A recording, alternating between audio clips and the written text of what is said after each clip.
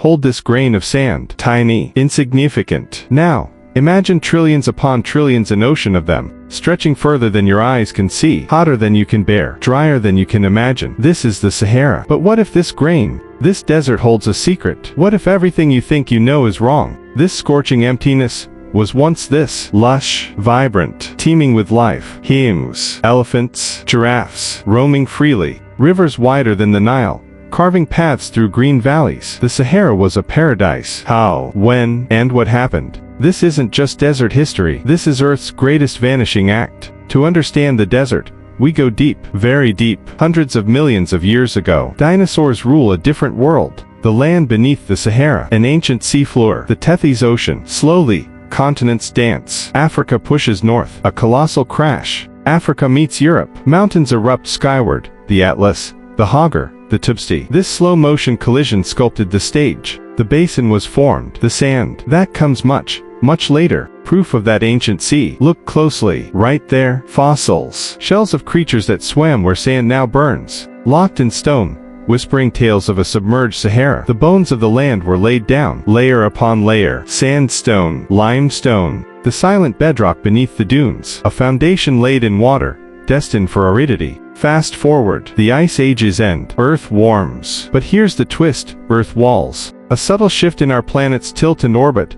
Milankovitch cycles. Just enough to pull the monsoon rains hundreds of miles north. Life explodes. Rain drenches the Sahara Basin, not sprinkles, torrents. Year after year, century after century, lakes burst forth. Mega Chad, a vast inland sea, dwarfing anything today. Rivers snake across the land. The Taman Rasset, mighty and wide. The desert vanishes, replaced by Eden. Who witnessed this green glory? Humans, hunter-gatherers. They thrived here. They left us messages, not in words and art. High in remote mountains, sheltered in caves, the rock galleries of Tassili Najar, Tadradakakis. Look, giraffes, necks impossibly long. Elephants, massive and serene. Crocodiles lurking in rivers. Hippos submerged in lakes. Humans hunting, dancing, herding cattle. This isn't fantasy. This is their reality. Painted testimony to a lost world. The Sahara wasn't just green, it was home. But Earth walls again. Slowly, inevitably, the monsoons weaken. Their reach shortens. The rains retreat southward, year by year, drop by precious drop. You can almost see it happen if you could watch millennia pass. Lakes shrink. Rivers become streams, then trickles. Then dust. The green fades. Lush grasses wither. Forests thin. The life-giving water is vanishing. The great drying has begun. Paradise is slipping away. Faced with this creeping change, humans didn't just flee. They adapted. They evolved with their world. Hunter-gatherers became pastoralists. Herders, cattle, goats, sheep.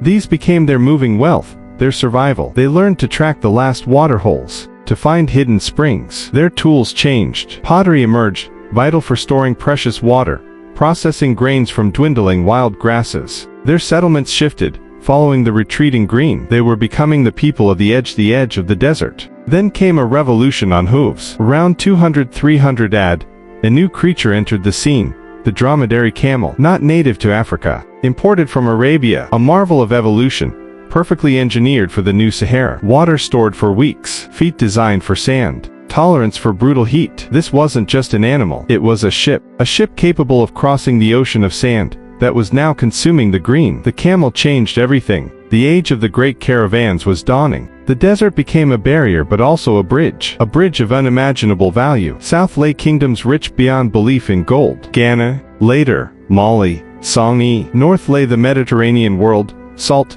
textiles, books, weapons. The Sahara itself held vital treasure, vast deposits of salt, essential for life preservation. Connect them. Only the camel and the courage of desert traders could. The trans-Saharan trade routes were born. Lifelines across the dunes. Control these routes, control wealth, control power. Empires would rise on this desert trade. Imagine the caravan, 1,000 camels, maybe more. A slow, rhythmic procession snaking across the endless dunes. Each beast laden with slabs of salt, gleaming gold dust, ivory tusks, precious manuscripts. Guided by the undisputed masters of this domain, the Berber and Tuareg peoples. Knowledge passed down generations. Reading the stars, finding hidden wells, negotiating safe passage with tribes. Journeys took months. Danger lurked everywhere. Sandstorms, bandits, thirst. The profit, astronomical. The risk, immense. This was the desert's beating heart. Where the caravan stopped, cities bloomed in the desert's harsh embrace. Oases became metropolises, centers of commerce, culture, and faith. Gao, Sigil Masa, Audikist, names whispered on the wind. And then, Timbuktu, more than just a trading post. By the 14th century, under Mansa Musa's Mali Empire, it became a beacon of Islamic scholarship. Universities flourished, libraries overflowed. Manuscripts on astronomy, law, medicine, traded alongside gold and salt. Desert cities, defying the sands, reaching heights of civilization unimaginable in such a place. News of Safar's wealth and mysteries filtered north. Slowly, early accounts, like Leo Africanus in the 1500s, painted a picture of fabled Timbuktu fueling European desire. The 19th century, the age of exploration, but driven by what? Science, commerce, empire. Men like Mungo Park, Heinrich Barth, René Caillie, obsessed, often doomed. Their tales, full of hardship, reliance on local guides, and glimpses of a complex world they barely understood. Then came the scramble for Africa. European powers, France, Britain, Italy, Spain, drew lines on maps, lines that sliced through tribal lands, ancient trade routes,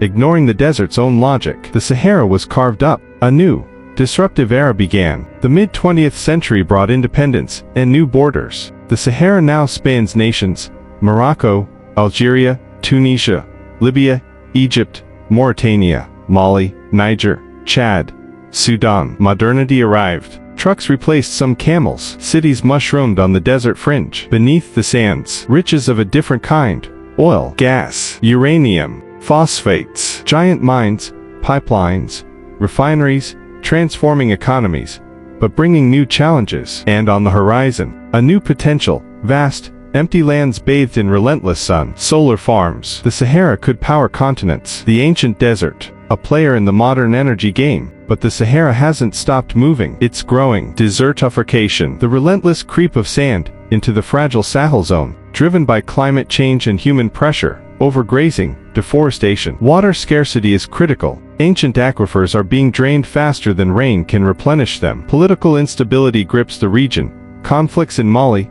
Libya, Niger, displacing thousands, disrupting ancient nomadic paths. The Tuareg, masters of the desert for centuries, face an uncertain future caught between tradition and modernity, conflict and conservation. The Sahara story isn't just history, it's an unfolding challenge of survival and sustainability. Through all the cataclysmic shifts, from sea to jungle, jungle to desert, empires risen and fallen, borders drawn and redrawn, one constant remains: the resilience of its people. Nomadic cultures endure, adapting, yet holding on to traditions forged over millennia. The knowledge of the desert, passed down through generations, finding water, navigating the dunes, surviving the extremes. Their indigo blues against the endless gold. Their songs carried on the wind. They are the living soul of the Sahara, a testament to humanity's ability to persist in the harshest environments. So, look again at that grain of sand. It's not just silica. It's a time capsule. It holds the memory of ancient seas, the echo of hippo calls in lost rivers, the sweat of miners digging salt, the glitter of Malian gold, the dreams of scholars in Timbuktu, the courage of caravan masters. The Sahara is the ultimate storyteller. Its dunes are waves frozen in time,